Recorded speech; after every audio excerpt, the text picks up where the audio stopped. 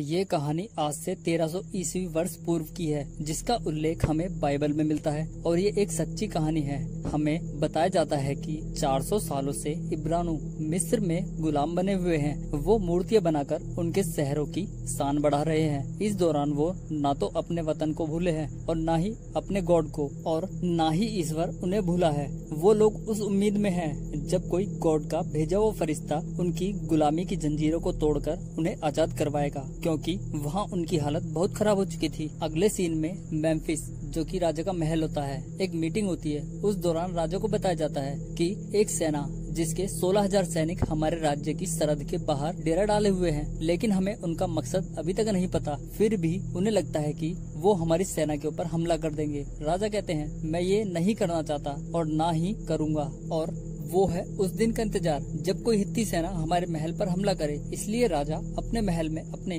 भविष्यकर्ता के पास जाते हैं और उनसे पूछते हैं कि अगर पहला हमला हमने किया तो क्या हम जीतेंगे। वो भविष्यकर्ता राजा को बताती है, हार हो या जीत, लेकिन एक बात तो साफ है, जंग में एक सेनापति की जान को खतरा होगा और उसे बचाने वाला एक दिन इस राज्य पर राज करेगा। दोनों सेनापति राजा के बहुत खास थे। उनमें से एक रामसीस, जो राजा का बेटा था, और दूसरा मूसा, जो कि राजा की बहन का बेटा था। लेकिन मूसा राजा के बहुत करीबी था। राजा को भी मूसा की काबिलियत पर पूरा भरोसा था, लेकिन मूसा इन भविष्यवाणी को बिल्कुल भी नहीं मानता था और ना ही उसे भविष्यवाणी पर विश्वास था। अब ये दोनों सेनाओं को लेकर युद्ध में जाते हैं। दोनों सेनाओं में भयंकर युद्ध होता है। इस बीच रामसीस युद्ध में अपने रथ से नीचे गिर जाता है। उसे हित्ती सेना के लड़ाके मारने ही वाले होते हैं कि उसे मूसा बचा लेता है। तभी ये रामसीस के मन में एक शक पैदा हो जाता है। उसे लगने लगा था कि मूसा ही आगे चलकर राज करेगा। सेनापति वापस लौट आते हैं। जब राजा को इस बारे में पता चलता है कि मूसा ने ही रामसीस को युद्ध में बचाया है, तो राजा मूसा से कहते हैं कि मुझे पता है तुम सगुन और भविष्यवाणी में विश्वास नहीं करते, लेकिन मुझे पूरा यकीन है। मूसा राजा को बताता है, जंग में जो भी हुआ वो केवल एक इत्तेफाक है। राजा कहते हैं, तुम मेरे खून नहीं हो तो तुम मेरे वारिस कैसे बनोगे? किसी भी तरह से तो नहीं। राजा को मूसा पर पूरा भरोसा था। महल में फिर से एक सभा होती है, जिसमें बताया जाता है कि हित्ती सेना ने हमारे सुरक्षा घेरे को तोड़कर हम पर हमला कर दिया है। उस समय हमारे साथ कोई भी सैनिक मौजूद नहीं था, केवल देवताओं की मदद से मैंने दुश्मनों को हरा दिया। राजा रामसीस को कहते हैं कि वहाँ जाकर पता लगाओ, लेकिन बाद में मूसा कहता है कि तुम वहाँ न जाओ, वहाँ मैं जाऊँगा, क्योंकि वहाँ जाना तुम्हारी शान के खिलाफ है। अब मूसा पितौम जाता है। वहाँ पर मजदूरों की हालत बहुत ही खराब थी, जो कि एक चिंता का विषय था। वहाँ एक वजीर उन्हें बताता है कि ये लोग कभी भी बगावत कर सकते हैं, मुझे और सैनिक दो, नहीं तो इनकी तादाद कम कर दो। मूसा कहता है, अगर ऐसी बात है तो हमें उनसे बात करनी चाहिए। मूसा उन लोगों के बीच जाता है, उन लोगों से पूछता है कि तुम क्या चाहते हो। उनमें से एक बुजुर्ग कहता है कि हम दोबारा अपने देश कनान जाना चाहते हैं। मूसा उन्हें बताता है कि मैंने कनान देखा है, वहाँ मिस्र की फौजों से भी खतरनाक कबीले रहते हैं, तुम वहाँ गए तो जिंदा वापस नहीं लौटोगे। फिर मूसा उस बुजुर्ग का नाम पूछता है, तो बुजुर्ग कहता है, पहले आप अपना नाम बताओ। मूसा कहता है कि मैं मिथिया का बेटा मूसा हूँ। जिसके बाद बुजुर्ग आदमी के साथ सभी लोग वहाँ खुश हो जाते हैं और जाते हुए वो बूढ़ा आदमी मूसा को अपना नाम भी बता देता है, जिसका नाम होता है नून। फिर मूसा से एक आदमी मिलकर उससे कहता है कि नून आपसे मिलना चाहता है। आज रात प्रार्थना घर में। मूसा रात में नून से मिलता है। नून मूसा को कहता है कि तुम्हारे पिता कौन थे? तुम्हें उस बारे में पता नहीं है, क्योंकि वो तुम्हारी माँ ने नहीं बताया है। बस यही कि वो बादशाह की सेना में एक अफसर थे, लेकिन तुम्हारे पिता कोई अफसर नहीं थे। तुम्हारी माँ ने, जिसे तुम माँ कहते हो, उसकी कोई औलाद नहीं थी। तुम एक गुलाम पैदा हुए थे। मूसा के साथ साथ दो लोग और ये बातें सुन रहे थे जो नून मूसा को बता रहा था। जिस साल तुम पैदा हुए थे उस दिन एक भविष्यवाणी हुई थी कि हमारा मसीहा पैदा होगा और वो हमें गुलामी से आजाद करवाएगा। इसलिए मेम्फिस से फरमान जारी हुआ कि पहले पैदा हुए इब्रानी बच्चे को खत्म कर दिया जाए। तुम्हारे माँ बाप तुम्हें खोना नहीं चाहते थे, इसलिए तुम्हें बचाने की उन्होंने पूरी कोशिश की। उन्होंने तुम्हें तुम्हारी बहन मिरियम को सौंप दिया। उसने तुम्हें बचाने के लिए तुम्हें एक टोकरी में डालकर नदी में बहा दिया। जिस वक्त विथिया नदी में नहा रही थी, उसने तुम्हें अपना लिया और विथिया तुम्हारी बहन को तुम्हारी दाई बनाकर महल के अंदर ले गई। उसने अपने बच्चे की तरह तुम्हारा पालन पोषण किया और उसने ये बात किसी को नहीं बताई। तुम एक इब्रानी हो। मूसा मूसा कहता है कि ये सच नहीं है, ये तुम्हारी बनाई गई एक कहानी है, और मूसा वहाँ से चला जाता है। फिर वो दोनों गुलाम जिन्होंने मूसा और नून की बात सुनी थी, वो ये सारी बात अपने वजीर को बता देते हैं। अपने राज्य लौटने पर मूसा को पता चलता है कि राजा बहुत समय से बीमार चल रहे थे और उनकी मौत हो जाती है। उसके बाद साम्राज्य की जिम्मेदारी रामसीस संभालता है, जिसके बाद फितौम के वजीर रामसीस को बता देते हैं कि मूसा एक इब्रानू है। वो वजीर पर विश्वास नहीं करता, लेकिन वो सच्चाई का पता लगाना चाहता था कि उसके साथ जो युद्ध में हादसा हुआ वो उसे दिल पर ले गया था। इसलिए वो अपनी बहन मिरियम से इस बारे में पूछता है कि तुम मूसा को कैसे जानते हो। दरअसल उसने दोनों की परवरिश की थी और वो सच्चाई को भी जानती थी। जब राजा रामसीस तलवार से मिरियम का हाथ काटने की चेतावनी देता है तो मूसा कह देता है हाँ ये सच है, जिसके बाद मूसा को काल कोठरी में डाल दिया जाता है। रामसीस की माँ उसे कहती है कि तुम्हें मूसा को मार देना चाहिए क्योंकि उसने राज्य से गद्दारी की है, लेकिन रामसीस उसे मारना नहीं चाहता था क्योंकि जिंदगी भर दोनों साथ ही रहे थे और रामसीस भी कहीं न कहीं इस बात पर विश्वास नहीं करता था। लेकिन ना चाहते हुए भी रामसीस मूसा को देश निकाला दे देता है, उसे अकेले मरने के लिए छोड़ देता है, जिसके बाद मूसा अपने आगे के सफर को अकेले तय करता है। पहाड़ों को पार करके मूसा एक कबीले में पहुंचता है जहां कुएं से कुछ लड़कियां पानी भर रही थी। तभी वहां कुछ लोग अपनी भेड़ बकरियों को लेकर वहां आ जाते हैं और उन लड़कियों से जबरदस्ती ही कुएं से पानी निकालने को कहते हैं। मूसा भी वहां जाकर पानी पीना शुरू कर देता है। तभी उनमें से एक आदमी मूसा को कहता है कि तुम हमारे बाद पानी पीना। ये सुनकर मूसा को बहुत तेज क्रोध आ जाता है, इसलिए वो अपनी तलवार को निकालकर उन्हें दिखाता है, जिससे डरकर वो सब लोग वहाँ से भाग जाते हैं। इसलिए कबीले के सरदार की बेटी मूसा को घर पर खाने के लिए आमंत्रित करती है। धीरे धीरे मूसा को उस लड़की से प्यार हो जाता है और मूसा उस लड़की से कबीले में ही शादी कर लेता है। वो एक चरवाह की जिंदगी बिताता है। धीरे धीरे वक्त बीतता जाता है और मूसा का एक बेटा पैदा होता है। इस तरह मूसा को वहाँ कबीले में पूरे 9 साल हो गए थे। तभी एक रात बहुत तेज तूफान आता है। तूफान से डरकर कुछ भेड़ बकरियां उस पर्वत पर पहुंच जाती है, जिसे कबीले के लोग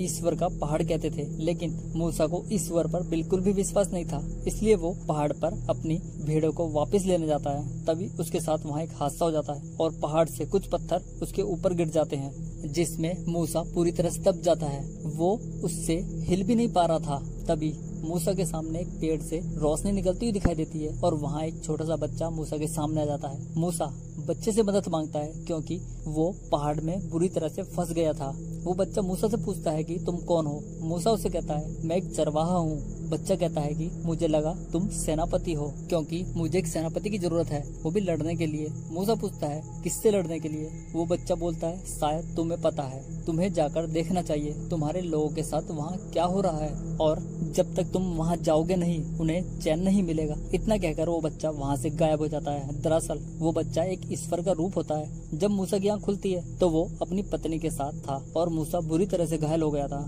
मूसा समझ चुका था कि वो बच्चा क्या कहना चाहता है। इसके कुछ दिन बाद मूसा कबीले को छोड़कर मेम्फिस जाता है। वो अपनी पत्नी और अपने बच्चे से कहता है कि मैं एक दिन जरूर वापस आऊंगा। मूसा वहाँ से पितौम जाता है। वहाँ पर मजदूर बहुत बुरी हालत में थे। वहाँ जाकर मूसा फिर से नून से मिलता है।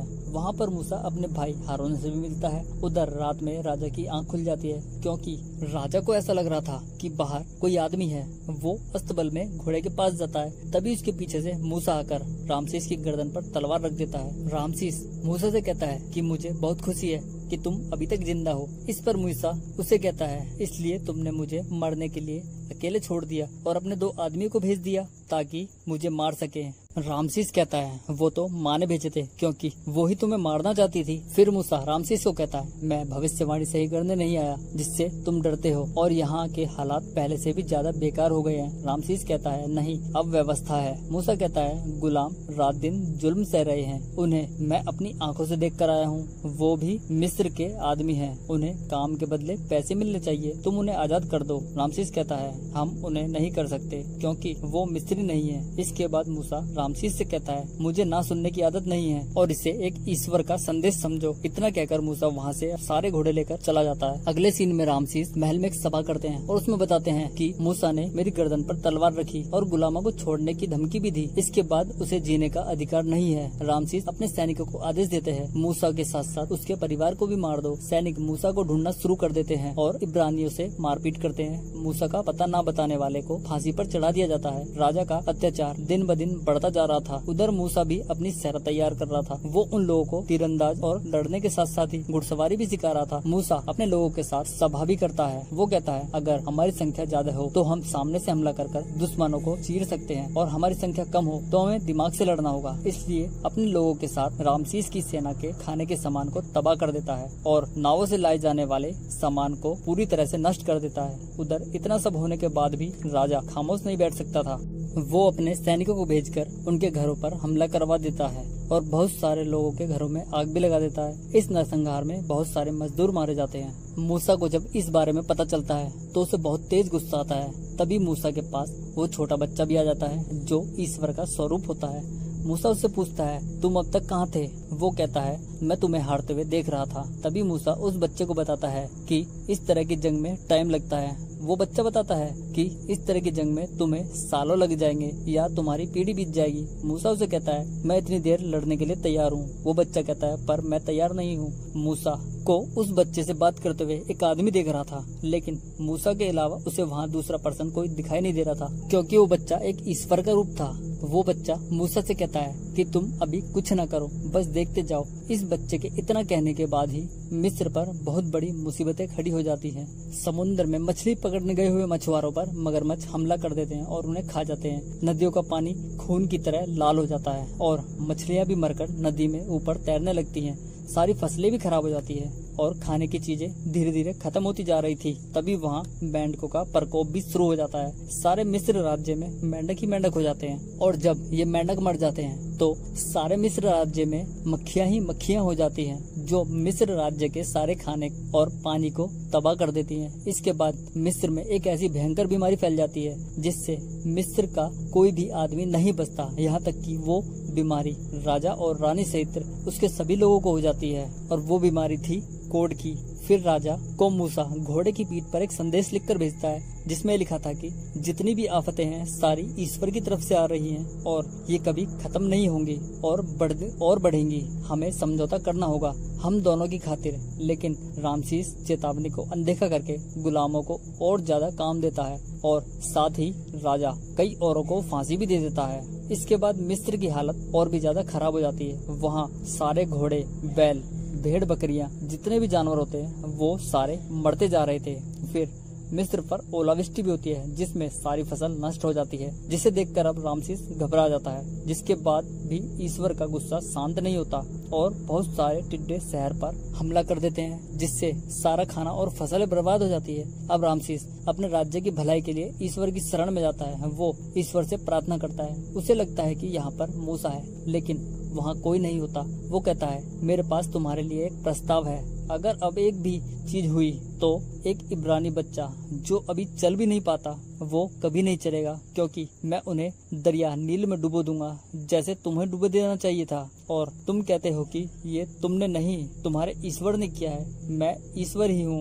अब देखते हैं मारने में कौन ज्यादा माहिर है, तुम या तुम्हारा ईश्वर। अब मूसा फिर से अपने ईश्वर के पास जाता है। मूसा उन्हें कहता है कि अभी नहीं। ईश्वर कहते हैं मुझे नहीं लगता और ज्यादा बुरा होना चाहिए, लेकिन मूसा उन्हें ऐसा करने से मना करता है क्योंकि कभी वो भी इसी परिवार का एक हिस्सा था। वो उस परिवार में बड़ा हुआ था। वो बच्चा जिसे मूसा ईश्वर मानता था वो मूसा को कहता है जब तक रामसीस के साथ उसकी सेना है तब तक कुछ नहीं बदलेगा। मैं चाहता हूँ वो मेरे सामने घुटने टेक कर अपनी इस दशा पर मुझसे भीख मांगे कि ये सब रोक दो। फिर वो बच्चा कहता है मैंने रामसीस की चेतावनी सुनी है कि आगे क्या होने वाला है। ईश्वर को इतना गुस्सा आता है वो उस जगह रात में भी दिन निकाल देते हैं। मूसा ईश्वर की दी हुई चेतावनी को रामसीस को उसके महल में जाकर सुनाता है। मूसा रामसीस से कहता है कि आज रात अपने बच्चे की सलामती की दुआ मांगना, और इतना कहकर मूसा वहाँ से चला जाता है। फिर वो अपने उन मजदूरों के पास जाता है जिन्हें रामसीस ने गुलाम बनाया हुआ था। मूसा उन्हें कहता है आज रात एक एक भेड़ को हलाल करके उसका खून अपने दरवाजे और चौखटों पर लगा देना। सभी मजदूर ऐसा ही करते हैं और वो भेड़ काटकर उसका खून अपनी चौखट और दरवाजे पर लगा देते हैं। तभी रात में काली छाया सारे मिस्र शहर को ढक लेती है और रामसीस अपने बच्चों को देखता है तो वो मरा हुआ होता है। इस तरह महल में किलकारियां गूंजना शुरू हो जाती है क्योंकि महल में सारे बच्चे मारे गए थे। सुबह रामसीस अपने मरे हुए बच्चे को लेकर मूसा के पास जाता है और उसे कहता है कि हमारे बच्चे कल रात में मर गए हैं, क्या यही तुम्हारा ईश्वर है और तुम कैसे लोग हो जो ऐसे ईश्वर को मानते हो। फिर मूसा उन्हें बताता है कि कल रात कोई भी इब्रानी बच्चा नहीं मरा। इतना सुनने के बाद राजा गुस्से में सब लोगों को चले जाने के लिए कहता है कि चले जाओ अपने देश कनान में। जिसके बाद सब लोग मिस्र छोड़कर अपने देश कनान के लिए निकल पड़ते हैं। राजा को कहीं न कहीं अपने गुलामों को जिंदा छोड़ने का भय सता रहा था। वो उन्हें मारना चाहता था, इसलिए वो अपने सैनिकों के साथ उनका पीछा करना शुरू करता है। मूसा को इस बात का पता चल जाता है रामसीस अपने 4000 आदमियों के साथ उनका पीछा कर रहा है, लेकिन वो उनसे 4 दिन की दूरी पर था। आगे जाकर मूसा पहाड़ों से जाना तय करता है क्योंकि उसे ईश्वर का इशारा भी मिल गया था। अगर वो पहाड़ों के रास्ते जाता है तो रामसीस की सेना उनके पीछे बहुत धीरे चल पाएगी, क्योंकि वहाँ सकरे और छोटे रास्ते हैं जिससे रामसीस की सेना के लिए रुकावट उत्पन्न होगी। मूसा अपने लोगों के साथ आगे की तरफ चलता है और उसके पीछे रामसीस अपनी सेना को लेकर निकल पड़ता है। वो उन पहाड़ों तक भी पहुंच जाता है जहां से मूसा अपने लोगों के साथ गया था। मूसा के सभी लोग और मूसा उस समुद्र तट तक पहुंच जाते हैं जो उनके लिए पार करना मुश्किल था। रात में सब लोग वहीं सो जाते हैं। सुबह होने पर वो देखते हैं कि समुद्र का पानी सूख गया है और सभी लोग रास्ता पार कर रहे हैं। उधर रामसीस अपनी सेना को लेकर आगे बढ़ता है और उसके बहुत से रथ नीचे खाई में गिर रहे थे। पहाड़ी रास्ता होने की वजह से उसके बहुत सारे सैनिक भी मारे गए थे। उधर मूसा अपने सारे आदमियों के साथ समुद्र पार कर जाता है। तभी रामसीस भी वहाँ पहुँच जाता है। तभी वहाँ बहुत तेज बिजली गरजती है और समुद्र में एक बहुत बड़ी लहर उत्पन्न हो जाती है। मूसा अपने सभी आदमियों को वापस भेज देता है। मूसा के सभी आदमी समुद्र पार कर जाते हैं, लेकिन रामसीस की सारी सेना समुद्र में मारी जाती है और मूसा बच जाता है। दूसरी तरफ हम रामसीस को भी देखते हैं जो कि उस समुद्र से जिंदा बच जाता है। इसके बाद मूसा अपने बच्चे और अपनी पत्नी से भी मिलता है। मूसा के पास वो लोग भी थे जिन्हें मूसा ने बचाया था। यहाँ पर मूसा का सफर खत्म हो गया था, लेकिन वो लोग अपने देश ही जा रहे थे क्योंकि उन लोगों के साथ में अब ईश्वर था। और यहाँ पर मूवी खत्म हो जाती है।